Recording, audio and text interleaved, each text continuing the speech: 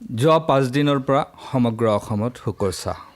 সকলোৱে ম্ৰিয়মান, কাৰণ আমাৰ মাজত জুবিন গাৰ্গ আৰু নাই। আজি তেওঁৰ অন্ত্যেষ্টিক্ৰিয়া কৰিবৰ কাৰণে সোণাপুৰলৈ লৈ গৈছে, য'ত চিতাত মুখাগ্নি কৰিছে। এই জুবিন গাৰ্গৰ কাৰণে লাখ লাখ মানুহ উক্ত স্থানত উপস্থিত হৈছে। সকলো অনুৰাগীয়ে কেৱল বিচাৰিছে আমাৰ মাজত জুবিন গাৰ্গ চিৰদিন জীয়াই থাকক, অমৰ হৈ থাকক। কাৰণ যিগৰাকী জুবিন গাৰ্গে কেৱল এগৰাকী কণ্ঠশিল্পীয়ে নাছিল, তেওঁ আছিল এটা বলিষ্ঠ কণ্ঠ, যি কণ্ঠৰ যোগেদি চৰকাৰকো ভয় খুৱাবলৈ সক্ষম হৈছিল বা চৰকাৰেও ভয় পাইছিল। তেওঁৰ কথাই শেষ কথা আছিল, যি কথা কৈছিল মুখামুখি সন্মুখত কৈছিল, চিধা চিধিকে কৈছিল। শিশুসুলভ যি স্বভাৱ, সেই স্বভাৱে সমগ্ৰ অসমীয়াক তেওঁ এটা বান্ধনেৰে বান্ধিবলৈ সক্ষম হৈছিল। প্ৰায় 40,000তকৈ অধিক গীত তেওঁ কণ্ঠদান কৰিছে। এনেকুৱা এটা বিষয় নাই যিটো বিষয়ত তেওঁ গীত গোৱা নাই। বিভিন্ন ভাষাৰ গীত তেওঁ কণ্ঠদান কৰিছে। হিন্দী, অসমীয়া, বঙালী, মাৰাঠী, বড়ো, ৰাভা, মিচিং, কছাৰী ইত্যাদিকে কৰি আনুমানিক প্ৰায় 40টা ভাষাত তেওঁ গীত গাইছে, যি গীতে সকলোৰে মনত স্থান লাভ কৰিছিল আৰু যাৰ বাবে জুবিন গাৰ্গ সকলোৰে বাবে হৈ পৰিছে হাৰ্টথ্ৰব।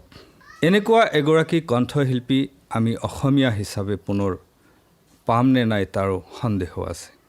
যিহেতু তেওঁৰ মুখাগ্নি হৈ গ'ল, সকলোৱে বিচাৰে তেওঁক লৈ যেন ৰাজনীতি নহয়, তেওঁ ৰাজ্যিক আৰু ৰাষ্ট্ৰীয় পৰ্যায়ত যিখিনি সন্মান পাব লাগে সকলোৱে যেন সেইটো দাবী কৰিব পাৰে, চৰকাৰৰ পৰা সেইখিনি সন্মান যেন আদায় কৰি ল'ব পাৰে, তাৰ কাৰণে সকলোৱে মাত মাতিছে।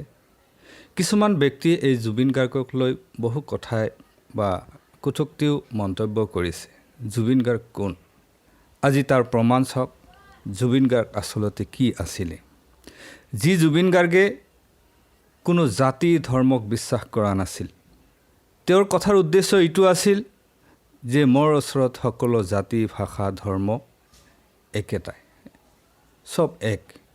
অৰ্থাৎ একতাৰ বান্ধেৰে তেওঁ সকলো জাতি ধৰ্মক বান্ধ খুৱাবলৈ চেষ্টা কৰি গৈছিল অন্তিম সময়লৈকে।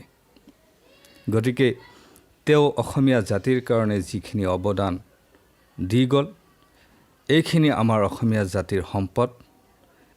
ইয়াক আমি অমৰ হিচাপে জীয়াই ৰাখিব লাগিব, কাৰণ এনেকুৱা সম্পদ প্ৰতিটো ৰাজ্যত বা প্ৰতিখন দেশত পোৱা নাযায় বা নাথাকে বা বিদ্যমান নহয়।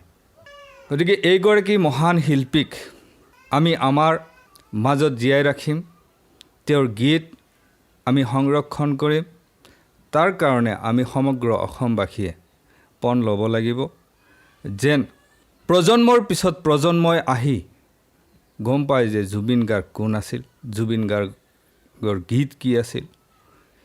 যিদৰে ডক্টৰ ভূপেন হাজৰিকাৰ সম্পৰ্কে আমি বৰ্তমান যিমানখিনি জানো, ঠিক প্ৰজন্মৰ পিছত প্ৰজন্ম যেন তেনেকৈ আমাৰ জুবিন গাৰ্গ সম্পৰ্কে জানে বা জ্ঞান লাভ কৰে।